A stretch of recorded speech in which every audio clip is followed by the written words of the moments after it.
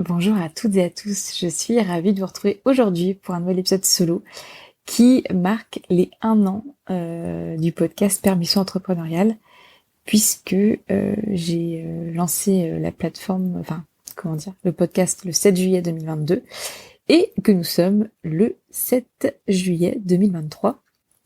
Donc déjà un joyeux anniversaire à ce podcast qui m'accompagne et qui vous accompagne toutes les semaines depuis 1 an. Et du coup, pour cet épisode, je trouvais que c'était important aussi de pouvoir vous parler un peu plus des coulisses de ce podcast, de sa création, parce que je reçois aussi souvent des questions, quel matériel j'utilise, quelle plateforme j'utilise, est-ce que je me suis fait accompagner, etc., etc. Donc voilà, je me suis dit que je peux aussi y répondre de façon publique ici. Et puis aussi, j'ai envie de vous parler de ce projet, de ce que ça m'apporte, parce que je fais les choses avec le cœur, et si 1 an plus tard, j'arrive toujours à créer du contenu hebdomadaire, c'est parce que c'est quelque chose qui me nourrit encore. Et puis aussi, j'ai envie de vous parler un peu de la suite, de comment je l'envisage. Voilà un petit peu le résumé de la vidéo. Donc ce podcast, je l'ai créé il y a 1 an, mais on va dire que je l'ai vraiment créé 2 mois, entre 2 mois et 1 mois avant. Euh, j'ai une facilité à passer à l'action qui est la mienne, et en fait quand j'ai senti que c'était juste pour moi de faire un podcast, et ben je me suis lancée, et il se trouve que j'avais comme connaissance Laura Lepers, qui a créé avec son compagnon Gaël une sorte d'incubateur de podcast qui s'appelle Podcast Madia. Et du coup, eux, ils accompagnent en fait les personnes qui souhaitent lancer des podcasts à le faire, tant d'un point de vue de la stratégie que du point du matériel. Donc c'est très complet. Et puis c'est via eux aussi que j'ai l'hébergement. Mais ça, du coup, j'en parlerai un petit peu plus tard sur la partie vraiment technique et logistique. J'avais une idée très précise de ce que je voulais comme podcast. Après, c'est vrai que moi, toute la partie stratégie, je connaissais pas. Très vite, on m'a dit que il faudrait au moins avoir les 3 premiers mois un podcast par semaine pour en fait les algorithmes, être répertorié, avoir du contenu en fait qui puisse du coup de pouvoir comment dire, que les auditeurs puissent avoir quand même quelque chose à écouter, et qu'il y ait une régularité, en tout cas au début. Et en fait c'est une régularité que je me suis engagée à pouvoir le réaliser, non pas que sur 3 mois, mais sur on va dire indéfiniment entre guillemets. Et du coup voilà, après il y avait aussi il y a une intro, il y a un outro, donc une conclusion dans chaque podcast, donc qu'il faut créer, ce qui va être un peu aussi l'identité auditive qui va être commune à chaque épisode. Et puis moi je voulais une musique aussi, mais je voulais quelque chose qui soit plutôt sur mesure, et c'est à ce moment-là où j'ai rencontré aussi Sonia Reynaud, qui est pianiste, compositrice, et qui réalise des portraits musicaux. Et donc après, je pars du principe que la vie est parfaite parce que elle m'a envoyé Sonia pile au bon moment. Et du coup, sur cette lancée, j'ai aussi investi dans l'identité auditive. Et du coup, Sonia a créé mon portrait musical que vous pouvez entendre à chaque intro et conclusion. Donc ça, c'était aussi une très belle aventure.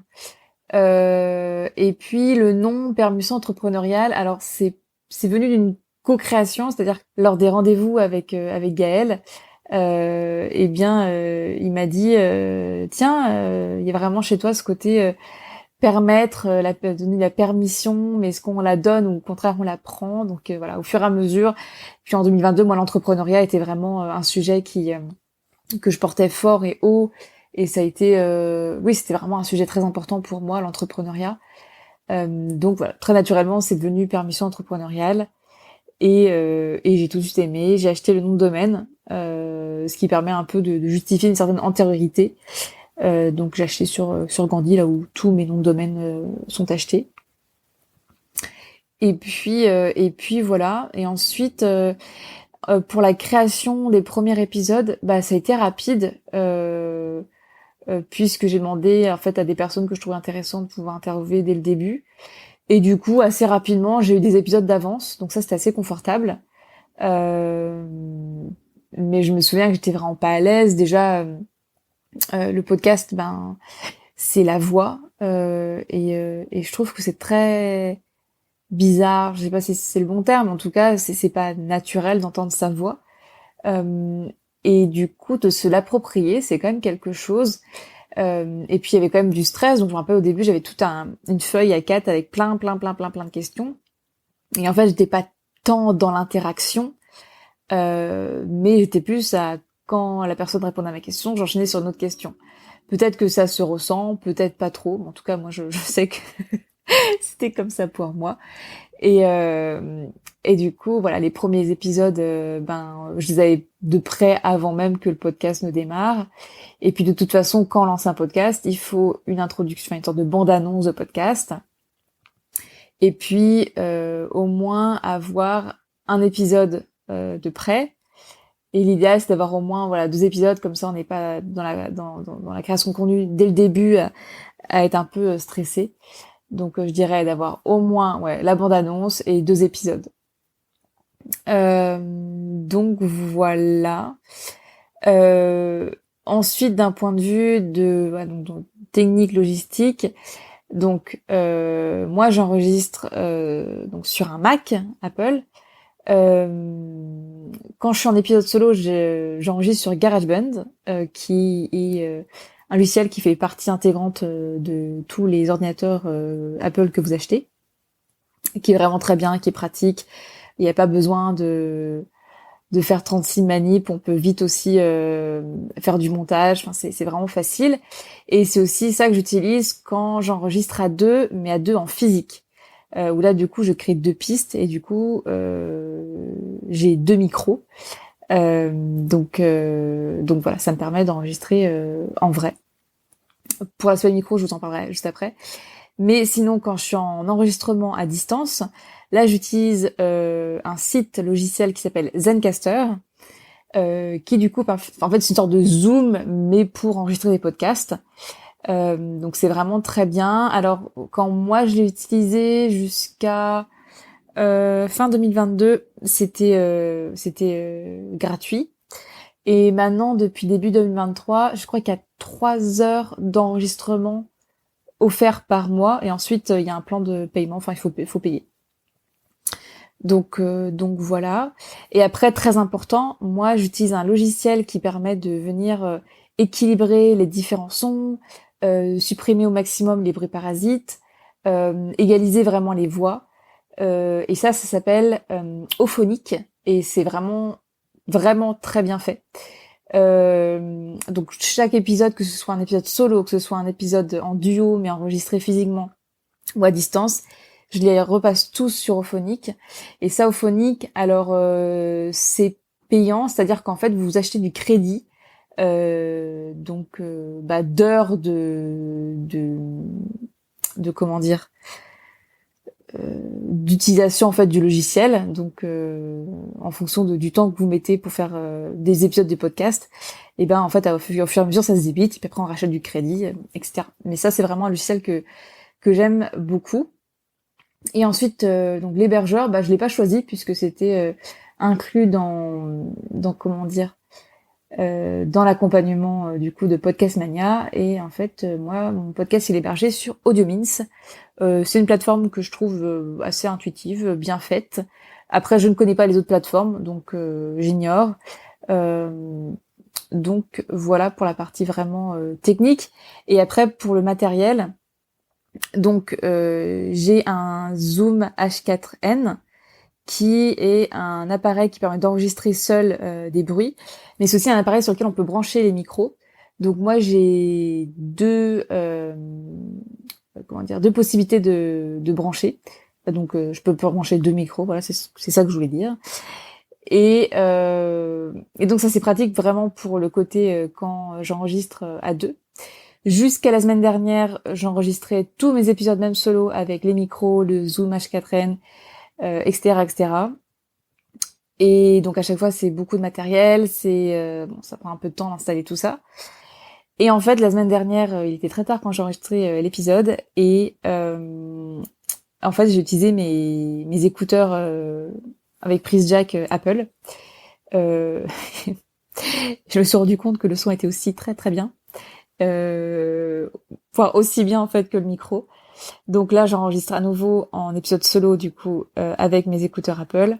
Et franchement, c'est une sorte de soulagement de savoir que c'est aussi qualitatif parce que ça me permet de pas sortir tout mon matériel. Et c'est aussi pour ça que je voulais vous dire que alors jusqu'alors j'étais restée vraiment avec mon matériel et tout, mais au final, en fait, je me rends compte que on peut très bien aussi enregistrer avec qualité, en tout cas avec des écouteurs Apple. Donc voilà, sachez-le. Il n'y a pas besoin pour lancer un podcast d'avoir du super matériel. La preuve en est. Je suis vraiment très agréablement surprise. Par contre, pour ce qui est enregistrement de podcast duo en physique, ça c'est sûr que je suis très contente d'avoir mon Zoom H4n et les deux micros. Voilà, j'ai aussi un casque filaire qui me permet du coup de pouvoir être un peu isolé du son quand j'enregistre avec les micros. Mais du coup c'est un casque filaire mais sans micro puisque le micro c'est celui qui est relié au Zoom. Voilà, je pense que j'ai à peu près vu la partie logistique technique. Au niveau d'organisation, alors des personnes souvent me demandent est-ce que ça prend du temps. Alors vu que c'est quelque chose que je fais avec le cœur, je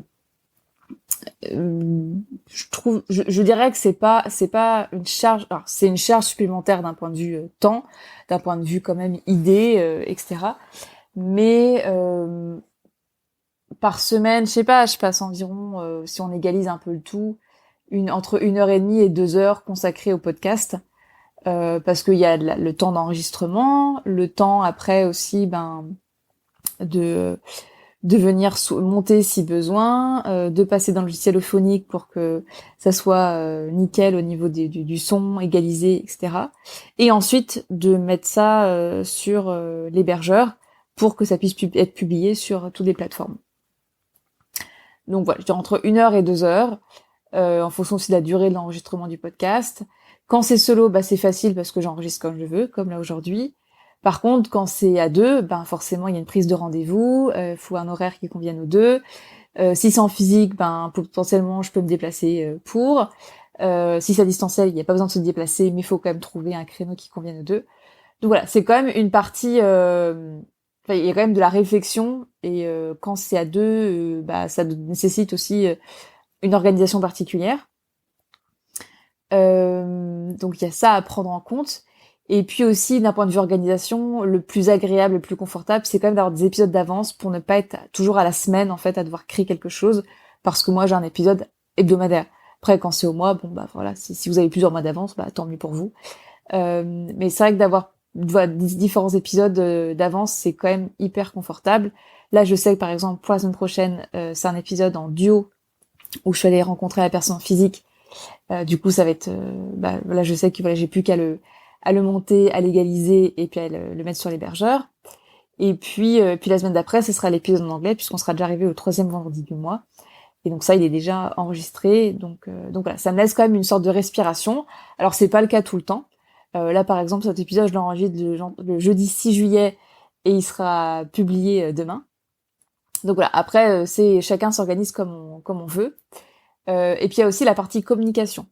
Donc c'est vrai que la majeure partie d'année, j'étais très régulière. Tous les vendredis, je publiais un post sur Instagram pour annoncer du coup la thématique du nouvel épisode.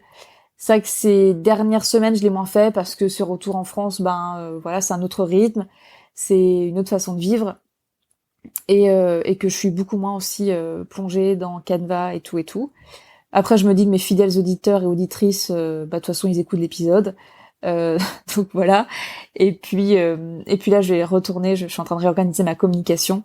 Donc dans les prochaines semaines, je vais me remettre. En tout cas, voilà. Sachez que tous mes visuels sont faits par moi-même sur Canva, sauf le visuel du podcast qui est apparu à partir de janvier 2023, où là j'ai demandé à une graphiste de le réaliser, et c'est Judith Grillet que je recommande, et qui a aussi quand même bien travaillé sur les visuels des épisodes solo et duo. Et après pour les épisodes en anglais, ça c'est le visuel, je l'ai réalisé. Enfin bon voilà, en tout cas elle m'a donné une bonne base, en plus elle a trouvé une superbe typographie, elle est vraiment spécialisée dans la typographie, et je trouve la typographie actuelle de Permission Entrepreneuriale, elle est magnifique. Donc voilà, c'est vrai que c'est chouette aussi de se faire accompagner et d'avoir toujours cette fibre artistique qui vient d'ailleurs, qui est très précieuse. Voilà, donc ça demande quand même du temps, ça demande une certaine organisation, et oui, c'est aussi une certaine forme de charge mentale. Comme tout à l'heure, je me suis dit, ah, mais on est jeudi, il faut que je fasse l'épisode pour demain. Mais voilà, en tout cas, je le fais avec le cœur, et du coup, c'est pas quelque chose qui me pèse, c'est quelque chose que je fais avec plaisir. Je pense que c'est ça aussi qui est important, surtout avec l'engagement d'un épisode hebdomadaire. Et c'est pour ça aussi que je pense qu'il y a plein de personnes qui se lancent en faisant des podcasts, et très vite en fait qui abandonnent au bout du... Je crois que c'est gigantesque, j'ai plus les nombres exacts en tête, mais je crois qu'au bout de 3 épisodes, il y a 60% des podcasts qui s'arrêtent, ou en tout cas qui sont pas suivis. Et après, dans les personnes qui vont jusqu'à 10 épisodes, il y a encore un écrémage. Et au final, les personnes qui dépassent de plus de 20 épisodes sur leur podcast, ça devient un nombre vraiment très restreint. Donc oui, ça demande un engagement, ça demande de vouloir vraiment le faire. Et je pense que, alors, moi, la stratégie que j'ai, c'est de pouvoir mettre en valeur plein de personnes, c'est de pouvoir partager ma vie, mes expériences, mon entrepreneuriat, mes choix de vie, à travers un autre média que les réseaux sociaux. C'est aussi pour moi un espace d'expression qui est beaucoup plus libre pour moi. Donc ça, pour moi, c'est un peu ma stratégie. Il y a aussi vraiment le fait d'unir les gens. Je sais que il y a de nombreux invités sur ce podcast qui derrière ont eu des clients grâce aux épisodes. Donc voilà, je trouve que c'est fabuleux. C'est un espace voilà de co-création aussi d'une certaine manière. Et moi, en tout cas, c'est un espace qui me nourrit déjà par les rencontres. Ça m'apporte beaucoup. Alors souvent enfin pas souvent, mais même toutes les personnes que j'ai invitées sur ce podcast, c'est des personnes que je connais de façon plus ou moins approfondie, mais quand même. Et malgré tout, même des personnes que je connais bien, et ben en fait d'avoir ces échanges à deux, et de prendre ce temps en fait pour se poser des questions, en fait je découvre souvent des choses que je ne connaissais pas, et je trouve que ça vient enrichir encore plus la relation, ou en tout cas le lien l'amitié que je peux porter pour la personne. Donc ça m'apporte beaucoup. Et puis ce que ça m'apporte aussi, c'est le lien qui est créé grâce à ces épisodes. Tous les petits mots que je reçois des personnes disant ah tiens c'est bon, j'ai écouté l'épisode de vendredi. Je sais que j'ai des auditeurs et des auditrices qui sont tous les vendredis ils écoutent le nouvel épisode, et ça en fait ça m'apporte aussi beaucoup parce que vous avez compris, c'est du travail, c'est du temps, et en fait le message que vous avez pris 30 secondes pour écrire, moi ça me touche beaucoup en fait. Vous pouvez pas imaginer l'impact que ça peut avoir, parce que il y a aussi une reconnaissance de ce travail, de ma voix d'une certaine manière, de ma vision, et puis oui ça m'encourage aussi à continuer. Donc surtout, ne négligez pas l'impact que ça peut avoir, un avis sur Apple Podcast, un message sur Instagram que vous m'envoyez une fois que vous avez écouté le podcast, votre retour, vos pistes de réflexion aussi suite à cet épisode. Enfin, pour moi, tous ces messages, mais ça a une valeur mais inestimable. Donc c'est important. Et aussi, ce que ça m'apporte, je sais que j'ai déjà eu des clients qui, du coup, qui m'ont découvert grâce au podcast, ou qui ont écouté le podcast et qui ensuite sont passés en accompagnement individuel avec moi. Donc, dans une perspective business, ça peut être aussi une autre source de prospection, entre guillemets. C'est pas la prospection directe, puisque c'est vraiment indirect, mais en tout cas, c'est une source de potentiels clients. Donc, ça peut être intéressant. Parce que voilà, si c'est un média que vous utilisez pour pouvoir parler de ce que vous faites, créer vraiment un univers aussi qui est le vôtre, bah ça peut inspirer et puis bah amener aussi à avoir envie de travailler avec la personne. Euh, voilà, je pense que c'est déjà pas mal. Je crois que j'ai dit à peu près tout ce que j'avais à dire. Ah si, et du coup la suite, voilà. Donc je compte toujours continuer ce podcast, puisque vous avez dû le comprendre, pour le moment le cœur est là et l'envie est toujours là. J'ai décidé qu'il allait changer de nom dans les prochaines semaines. Alors je sais pas exactement, mais je voulais juillet, mais je pense que ça sera plutôt courant août parce que du coup, bah ça veut dire qu'il faut que je refasse les intros, les conclus, que ce soit un nouveau visuel aussi qui soit réalisé pour mon podcast. Donc voilà, enfin que je retravaille tout ça, mais j'ai déjà le nom en tête. Et puis tout simplement parce qu'en fait, quand j'ai créé Permission Entrepreneuriale, comme je l'ai dit au début de cet épisode, pour moi, entreprendre, c'était vraiment le grand motto, on va dire, de 2022. Euh, je nourrissais vraiment la croyance que seul l'entrepreneuriat permettait d'avoir une vie épanouissante. Je pense toujours que ça peut vraiment contribuer, mais j'ai aussi ouvert un peu mes perspectives à ce sujet et j'ai envie de dépasser ça. Et du coup, c'est aussi comment se créer une vie épanouissante qui vienne profondément nous nourrir et puis construire notre joie, construire notre chemin et puis aussi vivre tout simplement l'expérience qu'on a envie, qu'on a besoin, envie et qu'on a à vivre sur cette terre tout simplement. Donc voilà, ça va évoluer. Sachant que il y a la nutrition aussi qui fait partie maintenant de ma vie, d'un point de vue études.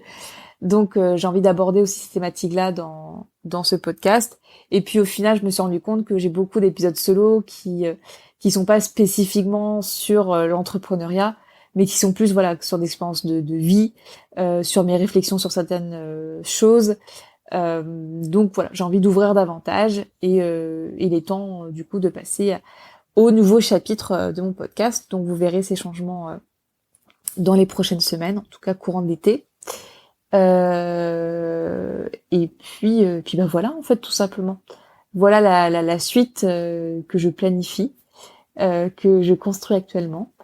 Et puis voilà. En tout cas, merci infiniment à vous, auditrices, auditeurs. Chacune de vos écoutes, moi, vient renforcer aussi mon envie de continuer. Donc, bah, je vous remercie pour ces heures que vous avez pris à écouter mes épisodes, aux fidèles, à ceux qui me découvrent. Et puis récemment, j'ai eu le message d'une amie qui m'a dit que elle commençait à écouter mon podcast. Elle est dans une période de réflexion. Et puis jusqu'alors, elle n'a pas eu le temps en fait de l'écouter. Et du coup, chaque jour, elle faisait un épisode. Donc ça m'a déjà beaucoup touchée parce que c'est quelqu'un que j'apprécie énormément et que même si on est loin physiquement et qu'on se parle pas tous les jours ni tous les mois, et ça m'a beaucoup touchée et de voir ce que ça a pu lui apporter, je me dis que ce podcast a vraiment une raison d'exister. Donc voilà, encore une fois, vous voyez, des messages que je reçois comme ça, qui je m'attends absolument pas, ça vient renforcer vraiment mon envie de continuer et puis voilà l'envie de prendre le temps aussi de construire des jolis épisodes.